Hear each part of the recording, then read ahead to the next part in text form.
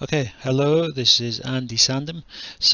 I'm just making a quick video with regards some of the game design techniques that I learnt during my tenure as a game developer over 20 years that I have utilized across education. So I've utilized a lot of these techniques across education while I've been in academia.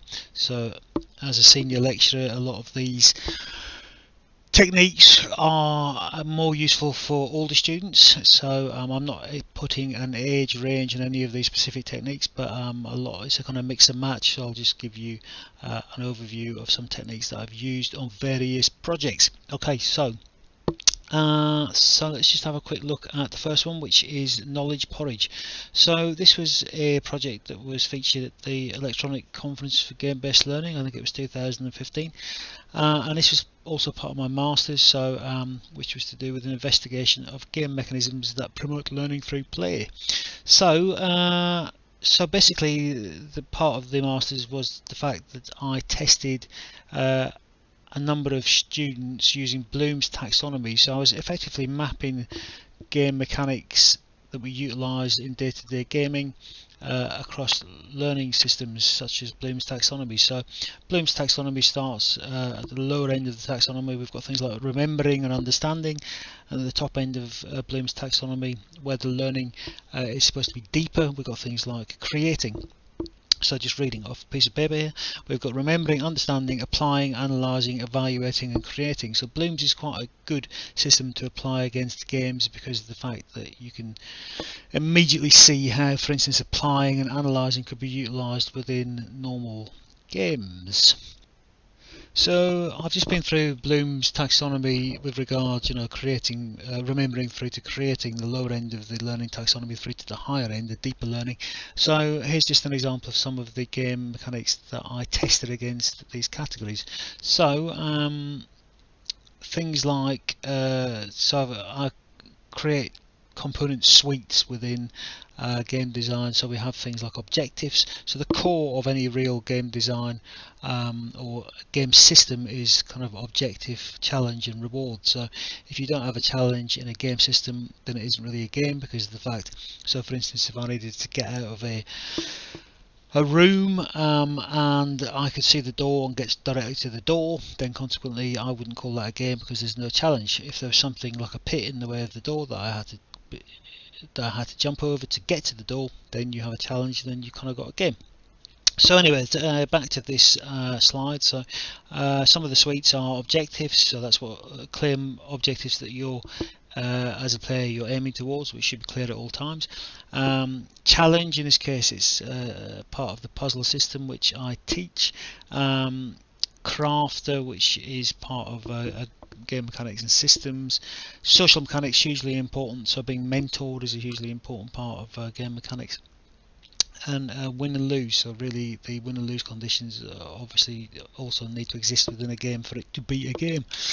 Okay, so the aims of knowledge porridge were really to turn failed into not yet succeeded. So another huge benefit of games is the fact that if you fail, there's no real world implications. Well, certainly with regards to a computer game, within education it's slightly different. But another benefits of games are you have a rapid restart, so you can quickly learn in a sandbox environment. If you failed, you can then learn methods in which to succeed. So as it says here, to turn failed into not yet succeeded, which I think is a quote from Tom Chatsworth, so apologies if I'm incorrect with that quotation. So primarily Knowledge Porridge is a puzzle game. So this is really a template. This is a module into which different curriculum goals could be plugged, different learning goals and objectives could be plugged into.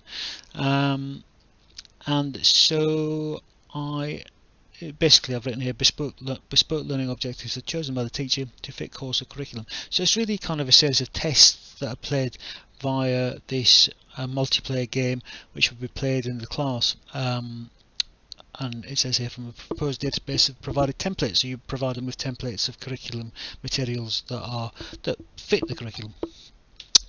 Okay, so it's a cooperative networked multiplayer puzzle game for students, up to 64 players. A bit optimistic, but there you go.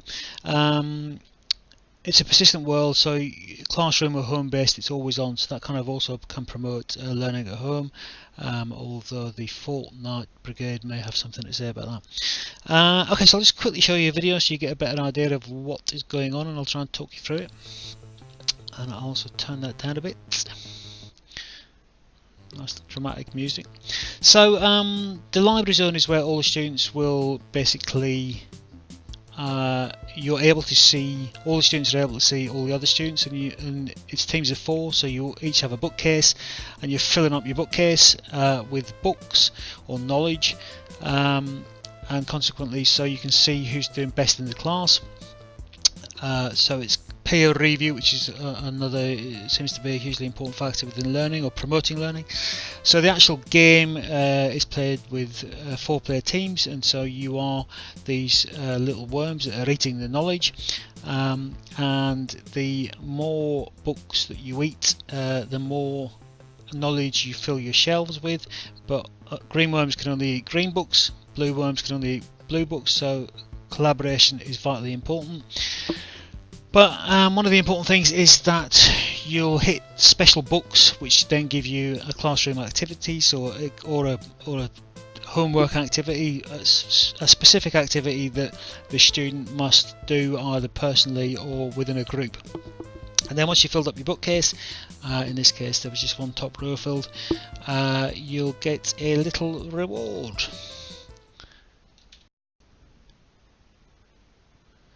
So just to have a quick look at the actual game design. So this is kind of a case of onboarding, so it's as simple as possible narrative. So onboarding is a way of a game design system or technique for getting players into the game as quickly and easily as possible. So in this case you've got a very simple narrative, which I'm sure you can read, so you're going to eat the knowledge of the pages, so get them in quickly. And then what happens here is we move into the library zone, which I've just shown you, the bookcase, which is the 4-player zone. And importantly, which I'll talk about in a bit, is the shop, where you get to spend points earned, and that again is part of peer review, which is hugely important. Also ownership, and also avatar improvement, which I will talk about in a moment. So as I've said, library is exploration and peer review, so the fact is you can see the other teams and you want to do as well as them. And also I would suggest that the teacher could reset some of these on a daily or weekly basis, so you don't start getting students falling too far behind and feeling pressurised. Bookcase is the challenge and learning score accumulation, so that's the area where the puzzle game actually happens. And both of those contain the knowledge porridge. So with regards readability, a visual system which the player is taught and remains consistent throughout the experience. So it's really a case of once you've taught them what the colours do and the special books do, then that doesn't change through the game. So the feedback is always consistent, and they always know what to expect when, for instance, if they're aiming for a special book, which in this case in the bottom image is the black books, then they'll know what to expect, so they'll get a classroom task or a homework task. Okay, so I think we've talked about the rules, but the 4 students assigned a red, green, blue or yellow worm, start each corner, 3 moves per turn, eat the porridge and head for the central bookcase to deposit your knowledge porridge. Worms can only eat books of their own colour, and cooperation is vital for success, because again peer support is another huge learning factor, so that with regards to engagement and re-engagement, one of the, for instance, fun games like Words with Friends, you'll find that one of the strongest ways of getting somebody to re-engage with a fun game is if they receive a request from a friend. If you get a pop-up that asks you that one of your clan wants you to return, you probably ignore it. If a friend says, "I've just beaten your score, do you want to have another go and see if you can beat me?" chances are you'll re-engage. This has been proven through analytics. Okay, well, proven, it's been shown through analytics. So the special books, eating a special book results in a learning activity, and so the special books promote further learning and showing off, so that's specifically for the top row of your bookcase, so that's kind of showing that you are elite. And it's suggested that learning activities are also team cooperative, so multiple choice with a voting systems which allows mentoring, so that you can't victimise one of the group out of the four. One of the students out of the four won't get victimised by three other students for getting the wrong answer. What happens is they all get to vote on the answer together for any particular question, and certainly in a classroom activity the teacher could mentor that. So team allowed another chance after a cool down, so basically if they got the wrong answer you just give them a cool down of an hour or a day or however long you want to set it. So it's always rewarding effort and not punishing failure. And so here we go. So this is what I was talking about. So elite over there on the right is one of the game objective systems. Try to earn all the best gear in the game, so it's really a case of showing off to your mates. So we see this a lot in games, obviously, that you have ownership over an avatar, and so it is creating some form of collaborative competition within the groups that you want to do better than your mates so you can get better gear. So as you can see, we've got a number of ridiculous outfits for the worms. Okay, so really it's a case of kind of trying to turn your worms from this to this. Okay, so that's knowledge porridge, that's shown a few techniques. Let's move on. Okay, so this is a kind of cruder version of knowledge porridge. I should apologise to Moshi Monsters where these images have come from. So really we've got, and these choices I should point out that in pink are referencing the gamification class. Epic choice is from Jane McGonigal, who is a guru of gamification. So this is called Geography Edition, so I'll just show you, I'm going to show you this briefly because it's got a couple more interesting mechanics. So let's just choose a monster, and so I'm just using Prezi here. So this isn't using Unity, this is just a very basic example. So the idea here is that you are educating the monsters in the town to make it more clever, and so this, in this case, this Watson the Cube is referencing the mechanic of curiosity. So this is utilising the well-known game design technique of fog of war. So you're hiding the town behind the fog of war, so you want to uncover it. So we can see the Tower of Dim and Dimville. So we can go to three areas and we want to find out what's in between them. Start again motivates us, and as from a game design perspective, it's progression. So you'll see this in games like Candy Crush Saga, where you'll see a route leading between villages. Okay, so let's click on Dimtown. So here we go. You see, when you start at Dimtown, you've got a town that needs to be repaired. So what we've got here is ownership. So one of these I presume is your house. You've taught 0%, so it's all boarded up. So again, it's progression and it's ownership. So you own this little monster, you own these houses, these little people, and you want to fix their town for them. So let's have a look at this house, I think. So you have your own house and you have various tasks you can do to claim various rewards. So if you do an assignment, you'll get the most XP, decorating your house, and so also I've got an option here for mentoring other players within the game. So I presume you can mentor your friends in various tasks. So just to mention the fact that reward systems in games are to a degree mirror the learning theories of B.F. Skinner, which is behaviorism. So as I'm sure we know, that if you are rewarded on a regular basis, then there's more likelihood that you will continue in that behaviour. And so there's a lot of concerns about games actually utilising the system to make people do things they don't want to. So for instance, leading towards an argument about loot boxes perhaps. But obviously rewards are inherent in all games and in everyday life. You know, you are rewarded for doing various things, which means you'll continue doing them. So negative reinforcement, if you burn your hand by putting it on the cooker, you probably won't do that again. So it's just utilising systems that as human beings we do tend to utilise on a daily basis, but they also tie in with learning theories. So without boring myself, I shall move on. So let's have a look at doing an assignment. So once you've completed an assignment, you get experience points, and so this is kind of part of Bloom's here, that you've obviously understood something with a small assignment. and then you have effectively unlocked part of your house.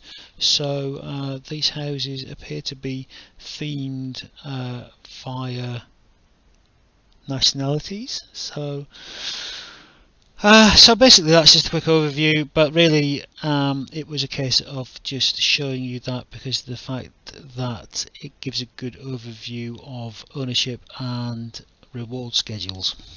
Okay, so I just wanted to finish with an app that I designed that was to do with training people to get them back into work for a local council, which ended up not being used, hence I can show you. So it's called Branching Out, and so really if you look down here at the start of the app, you can see your career and your goals, and these are progress bars which are to do with extrinsic motivation. Again, these are two things you want to bear in mind when you're designing, is that extrinsic and intrinsic motivation are very useful for motivating humans. And so extrinsic is really things like points, prizes, scores, progress bars. Intrinsic is much more difficult to do, hence the games that manage it tend to be enormous. So Minecraft, creativity and learning are things that are intrinsic. So if you feel like you're going to learn something or you feel like you're going to create, then these are intrinsic motivators, and so consequently they are much more sticky, which means you'll want to play more of it really. But they're very, very hard to design, hence everybody in the universe copying the creativity aspect of Minecraft. So objectives here, where do you want to be?